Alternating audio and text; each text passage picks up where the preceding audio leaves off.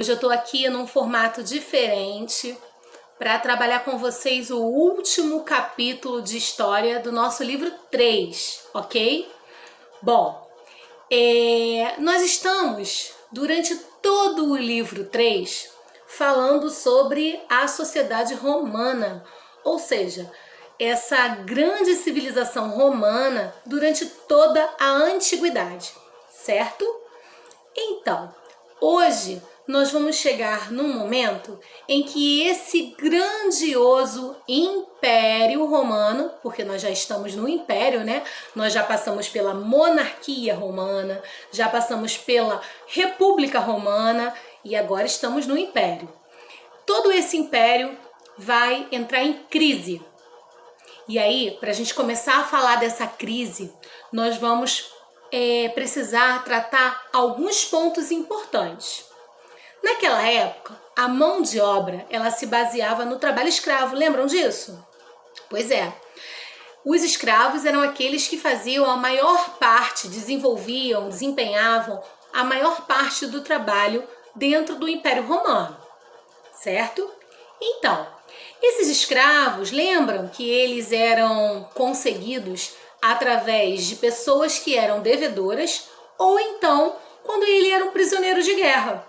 Então, para você se tornar escravo lá na Roma, da época da antiguidade, você precisava ser um prisioneiro de guerra ou então uma pessoa que estava em dívida com a sua civilização.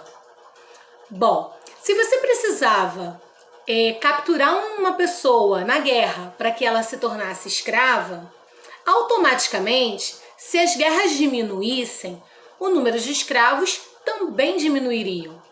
Então, hoje, que nós vamos falar da crise do Império Romano, significa que o primeiro motivo dessa crise é porque os escravos começaram a diminuir. E aí essa mão de obra ficou prejudicada. Bom, por que esses escravos começaram a diminuir? Porque cada vez mais ficou difícil enfrentar batalhas, ganhar fronteiras e principalmente vencer essa batalha. E aí só era possível conseguir pessoas para escravizar quando se conseguia vencer uma batalha, para você poder capturar essas pessoas que eram os perdedores daquela guerra, da outra nação, daquela nação inimiga. Pois é, e aí, mediante essa diminuição das vitórias da guerra e também nessa diminuição do expansionismo romano, o número de escravos começou a diminuir. E aqueles que tinham, dentro daquele comércio de escravos, né, que eles eram tratados ali como coisas, vendidos de um patrício para outro e vice-versa, esses escravos começaram a ficar com um preço muito alto. A concorrência deles era muito grande. Poucos escravos, muita gente querendo, eu que sou dono de um escravo, eu vou aumentar o preço. E aí, com esse aumento de preço, eles começaram a perceber que era preciso obter uma mão de obra diferenciada, ok?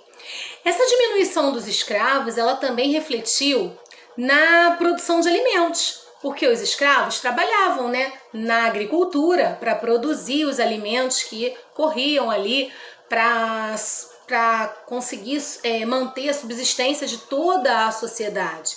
Então, diminui o número de escravos, automaticamente a agricultura, a produção de alimentos também vai sofrer uma queda. Então, os alimentos também vão entrar em crise. A produção de alimentos também vai entrar em crise, ok? E eles vão começar a pensar uma nova maneira de obter pessoas para trabalharem. E aí é o que a gente chama de colonato. Isso mesmo.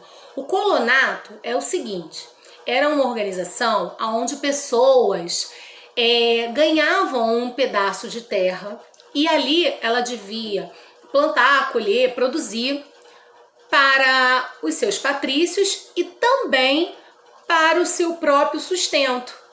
Em troca daquela produção, né, ela conseguia se manter naquela terra, ela conseguia viver, né, naquela terra de forma que ela tivesse uma moradia, um espaço onde ela pudesse habitar.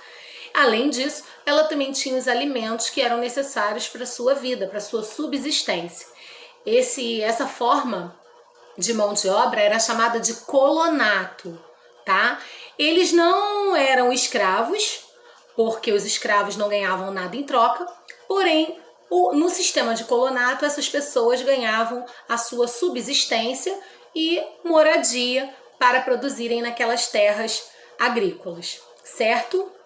Bom, então, eu já falei aí 2 problemas que vão ocasionar a crise do Império Romano.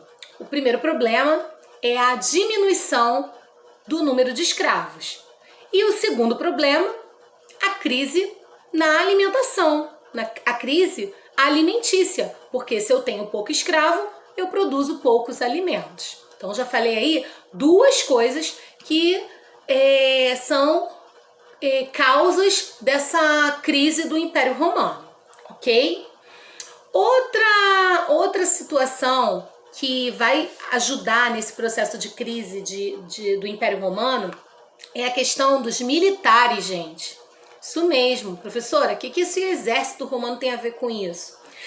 Lembra quando a gente falou dos triunviratos romanos? Que eu disse para vocês que os generais do exército, eles estavam virando imperadores, que aí eles formaram o primeiro triunvirato, depois eles formaram o segundo triunvirato. E o que era o triunvirato?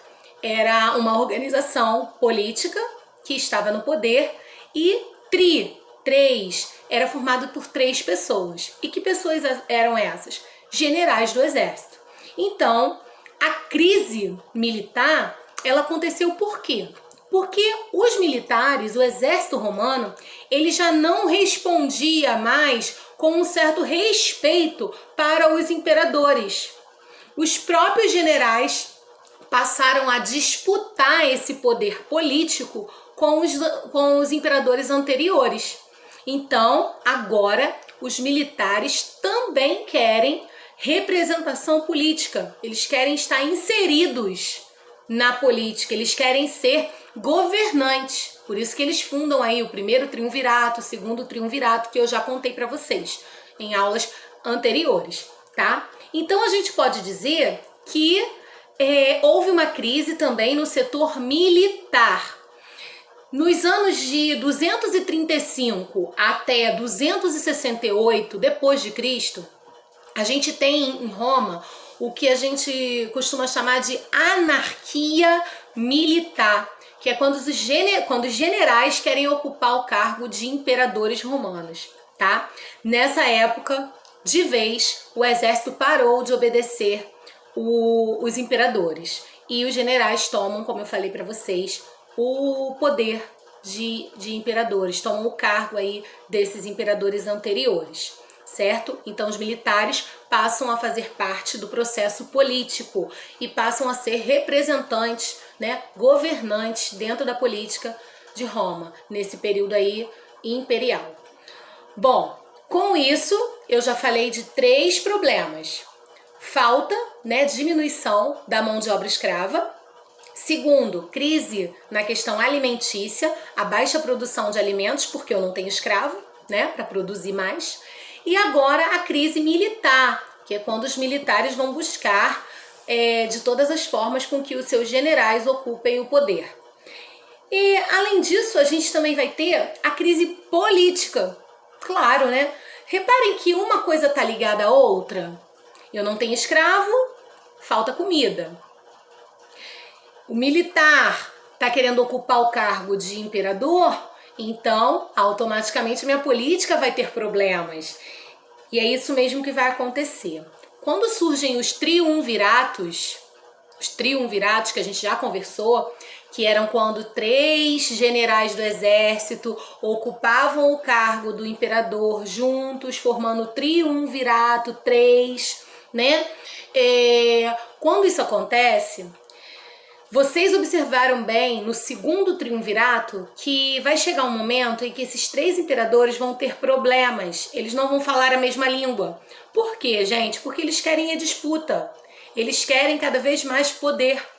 E aí, esses generais, eles vão entrar em conflito, esses 3 imperadores que formam o triunvirato, e aí o império vai começar a se dividir em partes. Aquela política que era centralizada, baseada no poder de um imperador, ela começa a ficar toda descentralizada. Vai ter o grupo que vai obedecer ao Crasso, vai ter o grupo que vai obedecer a Pompeu, vai ter o grupo que vai obedecer e vai seguir Júlio César.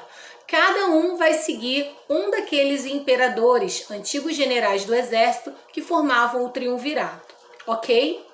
Bom, é com isso que a gente vai chegar ao momento crucial de divisão do Império Romano. Isso mesmo. Aquele Império Romano que a gente já está falando há algum tempo, já há 3, 4 capítulos falando do Império Romano, de todas as características, da cultura, da sociedade, da economia, enfim. Agora ele chega ao fim. Ele não é mais o Império Romano. E ele se divide em 2 partes. A gente vai ter a divisão desse império. Uma parte vai ser chamada de Império Romano do Ocidente, que vai ter como capital Roma, Império Romano do Ocidente, e do outro lado, Império Romano do Oriente, que vai ter como capital a cidade de Bizâncio, isso mesmo.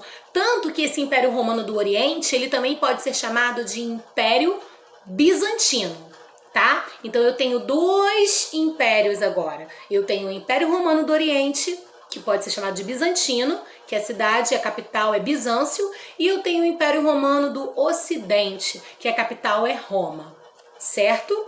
Bom, e aí é que entra a questão da religião. Isso mesmo. A religião que os romanos seguiam até então era politeísta, lembram? Que era aquela que seguia uma mitologia bem parecida com a dos gregos, que acreditavam em vários deuses. Pois é, agora vão começar a aparecer ideias que vão fazer alusão, que vão, na verdade, fortalecer as ideias cristãs do cristianismo. E aí a gente sabe que cristianismo é uma religião monoteísta, não poli, não acredita em vários deuses, e sim em um Deus só, certo? Bom, essa religião, o cristianismo, ela é muito perseguida em Roma. Todas aquelas pessoas que acreditavam e que propagavam a fé através do cristianismo, elas eram muito perseguidas. Elas não eram bem aceitas. Principalmente no governo de Nero, que foi no ano de 54 depois de Cristo até 68. Na verdade, no governo de Nero foi o momento em que os cristãos foram mais perseguidos, tá? Eles praticamente eram perseguidos, capturados e executados. Ninguém dava voz ativa para os cristãos, eles não tinham vez. Era bem complicada a situação dessas pessoas que queriam propagar, né, as ideias de Jesus Cristo. Na verdade, Jesus Cristo morreu aos 33 anos, e aí eu tô falando de Nero, que foi no período de 54 anos, tinha um pouco mais, tinham exatamente, 21 anos que Jesus tinha morrido, e as pessoas que acreditaram naquilo tudo que Jesus pregou queriam propagar, mas não tinham vez, não podiam, porque elas eram perseguidas. E aquelas que peitavam, o governo ali do imperador Nero eram capturadas, eram torturadas e até exterminadas, tá? Bom, o cristianismo, ele passou a ser bem aceito em Roma bem depois, tá? E por quê? Porque as pessoas começaram a observar que os cristãos, eles tinham uma vida assim bem tranquila quando se tratava de outra religião. Por exemplo, eles não tinham a intenção nem o interesse de ficar criticando ou então de forma violenta ficar perseguindo aqueles que não eram cristãos. Eles não faziam isso. E uma outra coisa também é que eles acreditavam na questão da imortalidade. A pessoa morria, mas ela ia para o céu e ela poderia, né, viver, né, ao lado de Jesus Cristo, na imortalidade. Não é a imortalidade da carne, é a imortalidade da alma, tá? E também passaram a acreditar em milagres. Isso fez com que muitas pessoas fossem adeptas do cristianismo. A crença no milagre, a imortalidade e também a forma como os cristãos se comportavam, que não era uma forma violenta, agressiva, mediante as outras pessoas que não seguiam o cristianismo. Um pouco depois, Constantino fundou a cidade de Constantinopla. E esse imperador, ele criou vamos dizer assim, uma espécie de decreto chamado Édito de Milão. Isso mesmo, Édito de Milão. Esse decreto dizia que os cristãos não podiam mais ser perseguidos, tá? Ele proibiu a perseguição a todos aqueles que pregavam o cristianismo. E mais para frente foi criado também o Édito de Tessalônica. Esse Édito de Tessalônica, ele ele caracterizou como oficial o cristianismo em Roma. A religião cristã passou a ser a religião oficial dos romanos, a partir da criação do Édito de Tessalônica. Ok, gente? Só que aí eu quero que vocês observem o seguinte. O Império Romano do Oriente, o Império Bizantino, lembra que eu falei que eles estavam divididos em duas partes? O Império Romano do Oriente, ele estava, bem, ele estava com a propagação do cristianismo, eles estavam seguindo, as doutrinas do cristianismo, criaram os éditos e beleza, estava sendo governado lá pelo imperador Constantino, estava tudo funcionando, fluindo. Só que o problema é que lá no Império Romano do Ocidente, eles estavam ali passando por dificuldades que eu também já falei para vocês. Falta de escravos, falta de alimentos, problemas políticos, os generais tomando conta, do governo, tornando-se imperadores com os triunviratos, beleza. Toda a região do Império Romano do Ocidente, ele começou a ficar muito enfraquecido por conta de todos esses problemas que eu citei já para vocês várias vezes aqui. Enfraquecido. E aí quando a gente diz que o Império Romano do Ocidente estava enfraquecido, lembra daquele 200 anos de Pax Romana que eu expliquei a vocês? 200 anos de paz em Roma, tranquilidade, tudo funcionando bem. Aqueles 200 anos, aqueles 2 séculos tranquilos, eles chegam ao fim. Ele acaba, isso mesmo, acaba, tá? E aí é quando os chamados povos bárbaros vão resolver atacar essa região romana, o Império Romano do Ocidente. É quando os bárbaros vão ver uma brecha. Opa! Eles estão enfraquecidos. É a hora da gente tomar o território dos romanos. É a hora da gente ocupar o Império Romano do Ocidente. Os povos bárbaros, eles eram inúmeros. A gente tinha os germânicos, que hoje são os alemães, a região dos alemães. A gente tinha os húngaros, que hoje é a região da Hungria. A gente tinha os francos, guardem bem esse nome, lá na frente a gente vai falar muito desse grupo, os francos, que hoje é a região da França. A gente tinha os ostrogodos, os visigodos, os alamanos e tinha uma série aí de povos bárbaros. Mas por que esse nome, povos bárbaros? O certo mesmo é chamá-los de povos germânicos, tá? Todos. Bárbaros, povos bárbaros, era a forma como os romanos chamavam esse grupo. Sabe por quê? Porque eles tinham um certo preconceito com os germânicos. Os povos bárbaros, eles não falavam latim, igual os romanos. Eles não ficavam nas fronteiras romanas, então eles tinham uma cultura totalmente diferente dos romanos. Não tinham leis escritas. Então, assim, várias características dos povos germânicos faziam com que os romanos os chamassem de bárbaros. Lembra que às vezes a gente fala assim, caramba, aquele pessoal ali fez uma barbaridade. Eu tô me referindo a algo ruim, né? Destruiu alguma coisa, quebrou alguma coisa, né? Às vezes quando uma pessoa destrói um patrimônio histórico, a gente fala isso. Caramba, cara, fez uma barbaridade lá, destruiu tudo. Mas esse nome barbaridade, que vem de bárbaros, ele às vezes também tem um ponto positivo. Quando eu falo assim, nossa, o trabalho que você fez ficou bárbaro, eu tô fazendo um elogio. Eu tô falando que foi maravilhoso. Então, gente, às vezes, a forma como os romanos empregavam essa palavra bárbara era mesmo preconceituosa. Eles só visavam o quê?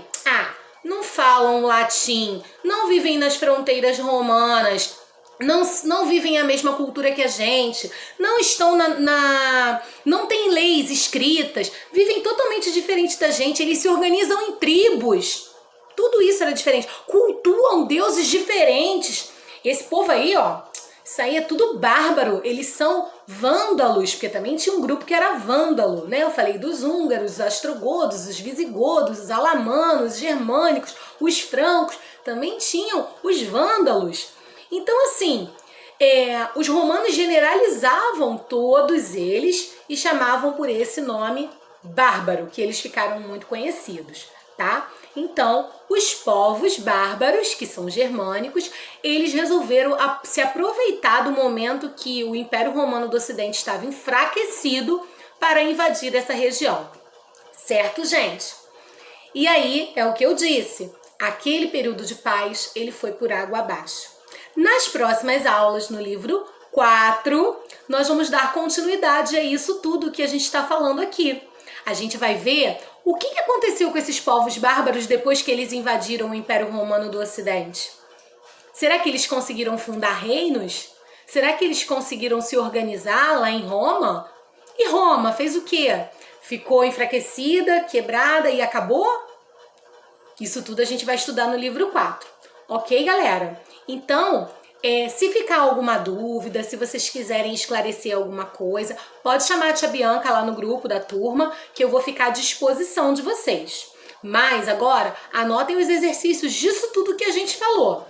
A gente tem aí 4 páginas de exercício, porque esse capítulo ele é grandinho, vocês perceberam. E tem também a última página, que é o infográfico, aquele esquema que a gente faz uma revisão de todo o conteúdo do capítulo. Então vamos lá, primeira página, página 193. A segunda página, 195. A outra, 199. A outra, 201. E por último, a página 202, que é o infográfico.